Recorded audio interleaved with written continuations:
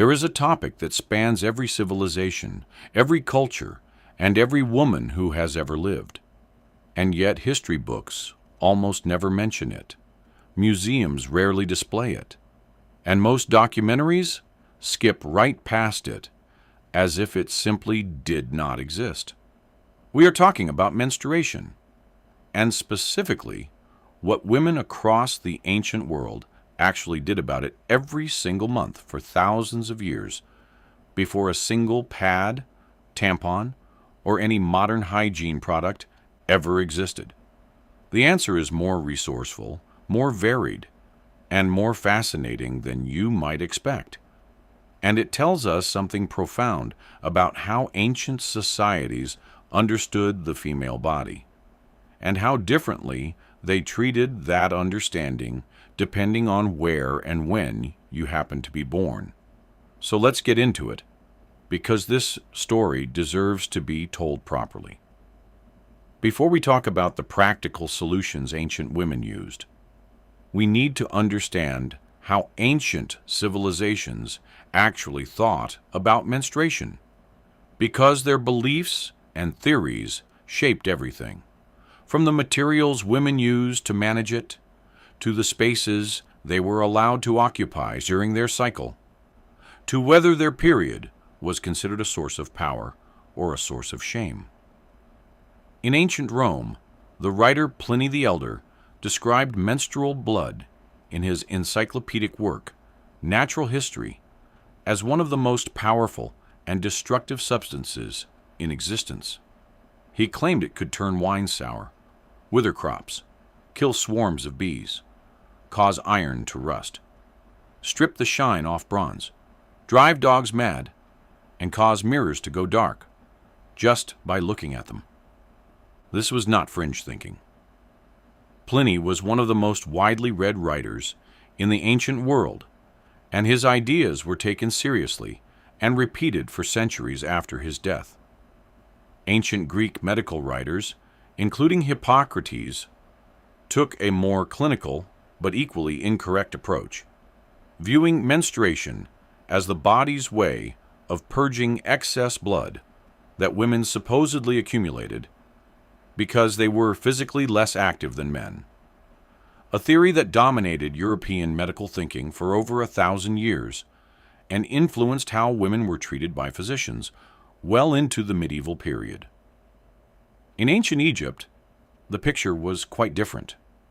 Egyptian medical papyrus treat menstruation matter-of-factly as a normal bodily function, and Egyptian women appear to have had more practical, less stigmatized relationships with their cycles than their Greek or Roman counterparts. In ancient India, the situation was complex and contradictory. Ayurvedic medicine recognized menstruation as essential to health and fertility, while certain religious traditions simultaneously classified menstruating women as ritually impure and restricted their movement and participation in public life.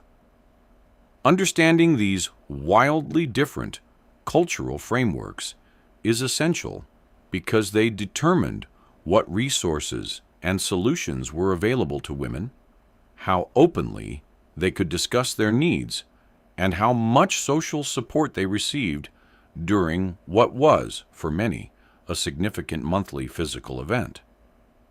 Across virtually every ancient culture for which we have evidence, the most common and most widespread solution to managing menstruation was cloth, specifically folded or wrapped pieces of soft fabric worn against the body to absorb flow.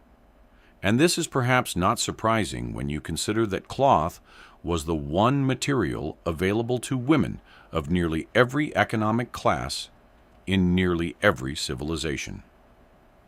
In ancient Egypt, linen was the fabric of choice, and Egypt was one of the most linen-rich civilizations in the ancient world. Flax was grown along the Nile in enormous quantities, and even relatively modest households had access to linen cloth of varying quality.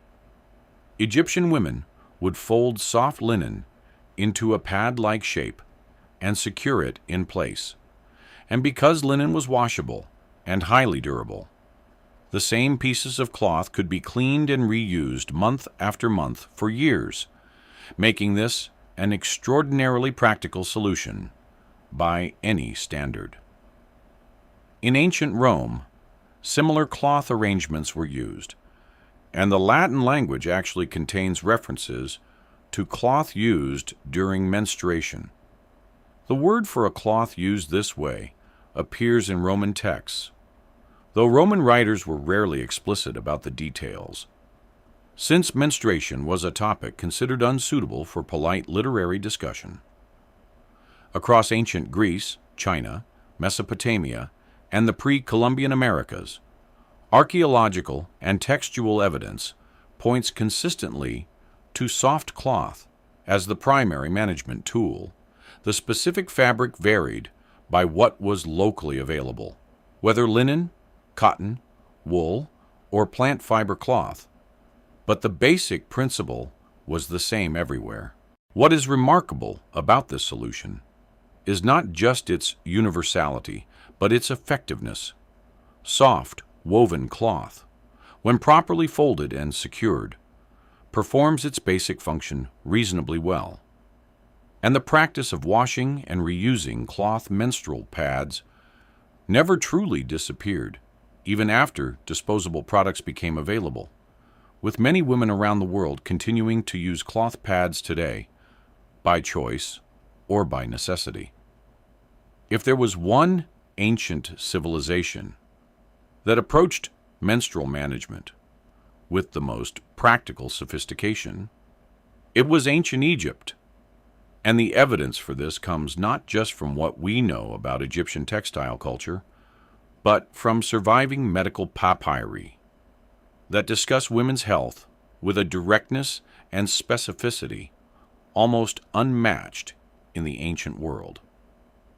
The Ebers Papyrus, one of the oldest surviving medical documents in human history, dating to around 1550 BC, contains references to women's health and gynecological treatments that show Egyptian physicians took menstruation seriously as a medical subject rather than a taboo one.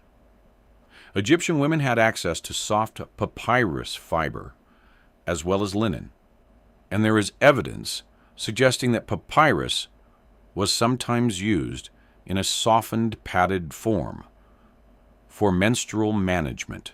Papyrus could be beaten until soft and was both highly absorbent and readily available throughout the Nile Delta region. Egyptian society also appears to have given women more freedom of movement and economic participation than many contemporary civilizations, which means menstruating, women were not automatically confined or excluded from public life in the way they were in some other cultures, making practical, wearable solutions more socially necessary and more likely to be developed and refined over time. The Egyptian approach to women's health in general was notably advanced for its era. Egyptian female physicians are documented in historical records. Egyptian women could own property and enter legal contracts, and the medical establishment at least partially recognized that women's bodies had specific needs that deserved serious attention rather than superstitious avoidance. In ancient Rome and Greece, the picture is more complicated, not because women lacked solutions, but because the literary culture of both civilizations made menstruation an almost entirely unspoken topic in surviving texts, which means we have to read between the lines of medical writings, legal texts, and the occasional offhand comment to reconstruct what was actually happening in practice. What we do know is that Roman women of means had access to high-quality soft wool and linen cloth, that Roman bathhouses provided facilities for washing and personal hygiene that made maintaining cleanliness during menstruation more manageable than in many other ancient contexts, and that the Roman medical writer Cyrenus of Ephesus, who wrote a comprehensive gynecological text in the 2nd century AD, described women's cycles with clinical accuracy, and without the supernatural fear that characterized Pliny's writings, suggesting that at least within the medical community there was a more grounded understanding of what menstruation actually was. Greek women, particularly those in Athens, faced a more restricted social situation.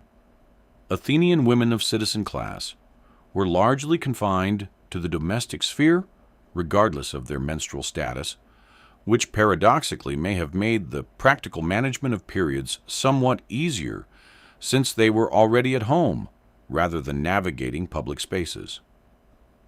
Across both civilizations, wool appears frequently in archaeological and textual contexts as a material associated with women's domestic and bodily management. And soft-carded wool has natural lanolin content that gives it a degree of moisture resistance, making it a more effective absorbent material than it might initially seem. Moving east, the picture changes significantly depending on the civilization and the religious framework surrounding women's bodies. In ancient China, menstruation was viewed through the lens of traditional Chinese medicine as connected to the balance of qi and blood in the body. It was neither deeply stigmatized nor openly celebrated, but treated as one of many natural bodily cycles requiring management and sometimes medical attention. Chinese women used cloth made from cotton or silk, depending on their economic status, and traditional Chinese medical texts contain advice about managing menstrual health, treating irregularity, and supporting women through their cycles that is surprisingly nuanced by ancient standards. In ancient India, the situation was shaped heavily by religious context. In Ayurvedic medicine, the menstrual cycle was understood as a monthly cleansing and renewal of the body essential to fertility and health. And Ayurvedic texts recommended specific practices, dietary adjustments, and rest during menstruation that reflected genuine concern for women's well-being. At the same time, certain Hindu religious traditions classified menstruating women as ritually impure and restricted them from temples, kitchens, and participation in religious ceremonies, creating a contradiction where menstruation was medically respected and religiously stigmatized simultaneously. A contradiction that persists in some communities to this day. Soft cotton cloth was the primary material used across the Indian subcontinent, and cotton has been cultivated in India for longer than almost anywhere else on earth, making it widely accessible even to women of modest means. In ancient Japan, similar cloth-based solutions were used, and Japanese women also used a folded cloth arrangement that was tucked into a special undergarment designed to hold it in place. A design that shows a remarkable degree of practical engineering applied to a problem that most of the literary world was pretending did not exist. Beyond cloth, ancient women used a surprising variety of other materials depending on what was locally available and what their particular culture's comfort level was with internal versus external solutions. Sea sponges appear in ancient Mediterranean texts as a material used for various bodily hygiene purposes, and soft natural sea sponges, which were harvested from the Mediterranean in enormous quantities throughout the ancient period, would have been effective absorbent materials when moistened and used internally, making them arguably the earliest precursor to the modern tampon. Papyrus, in softened form, as mentioned in the Egyptian context, was another option in regions where it grew abundantly. And ancient Greek texts contain what some historians interpret as references to papyrus being used internally for menstrual management, though the evidence is fragmentary and debated. In regions where cotton grew wild or was cultivated early, including parts of the Americas, India, and Africa, raw cotton fiber could be gathered and used in a softened, padded form before the development of woven cloth manufacturing, representing a genuinely ancient and remarkably effective solution, given that cotton is still the primary material in most disposable pads produced today. Indigenous women across the Americas used locally available plant materials, including soft mosses, cedar bark that had been pounded until soft, and animal skin pouches filled with absorbent plant fiber. Solutions that show extraordinary ingenuity and detailed knowledge of local natural materials.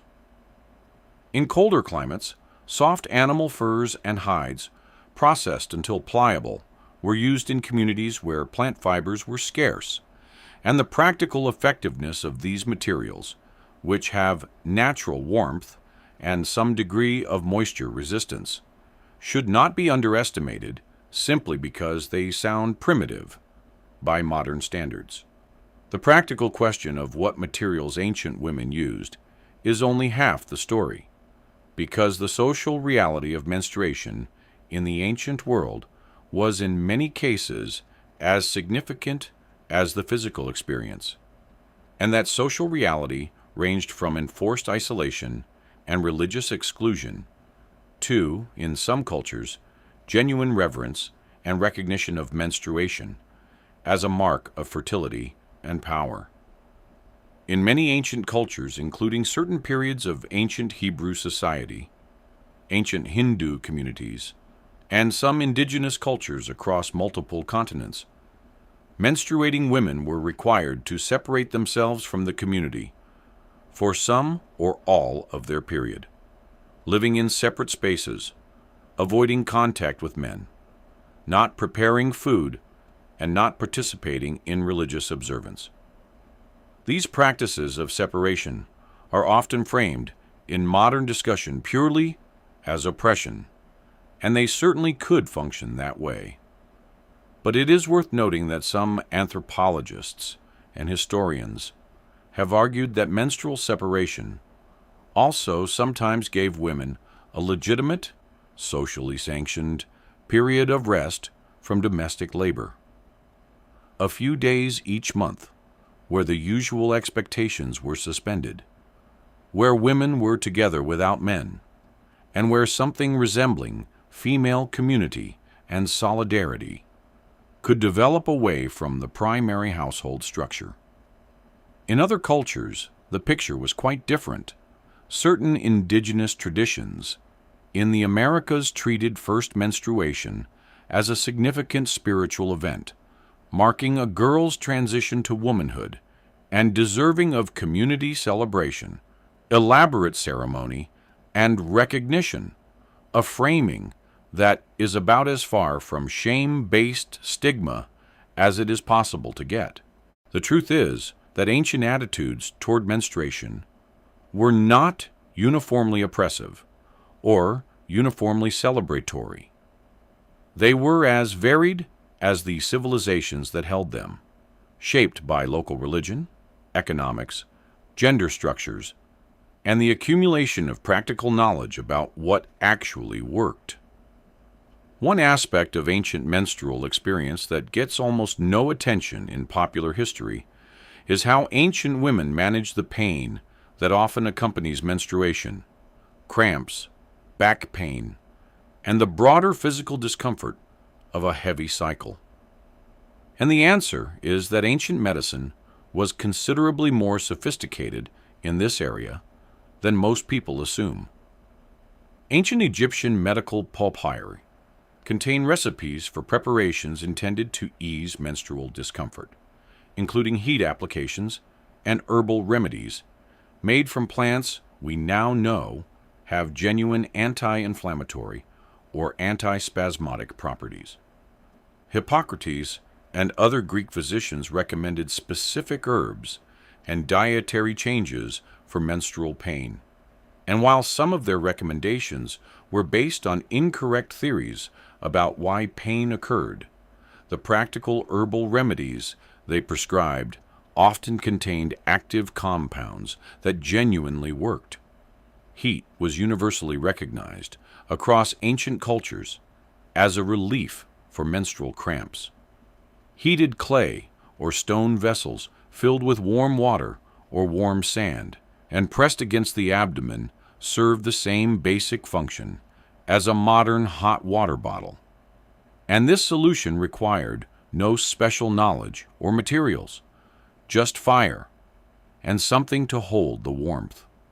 Herbal remedies that appear across multiple ancient medical traditions for menstrual relief include chamomile, ginger, fennel, cramp bark, and various willow preparations.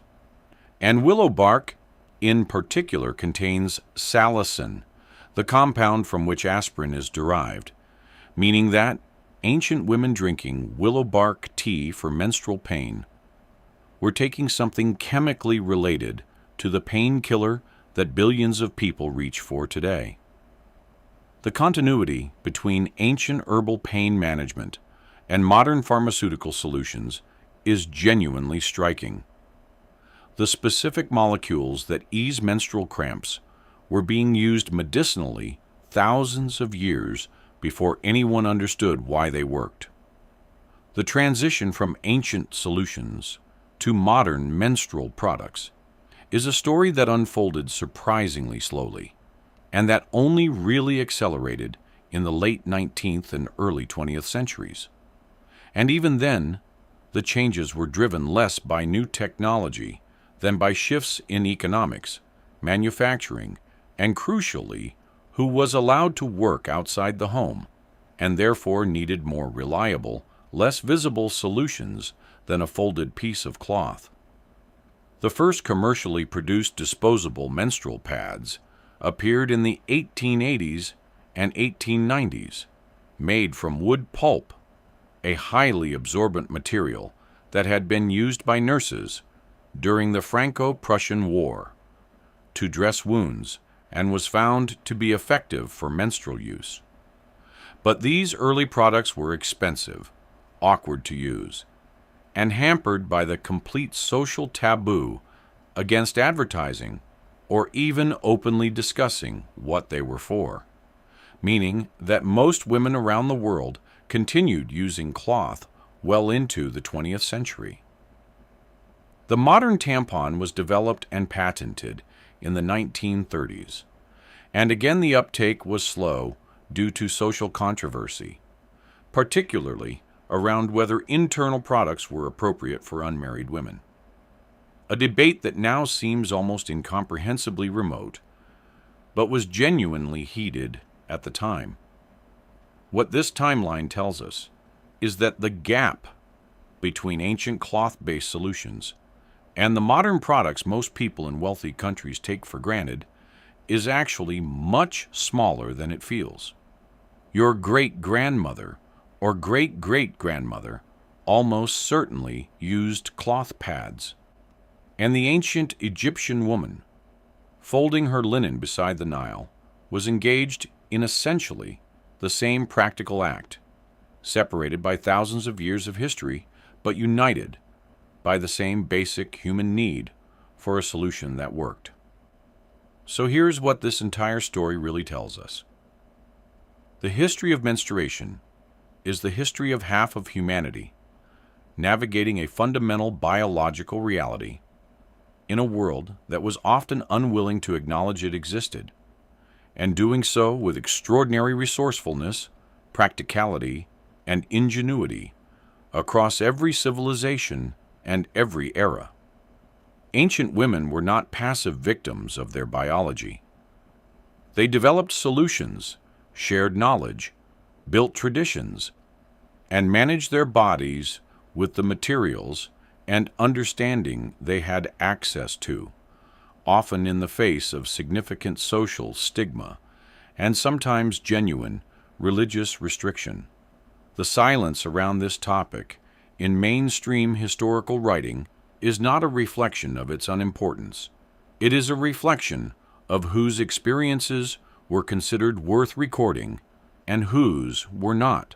Every ancient scroll, every medical papyrus, every fragment of textile evidence that survives is a small window into a reality that was lived by billions of women across human history, and that deserves the same serious historical attention we give to wars, empires, and the lives of kings. If this video made you think differently about what ancient women's daily lives actually looked like, share it with someone who would find it interesting. Leave a comment with what surprised you most, hit subscribe, and I will see you in the next one.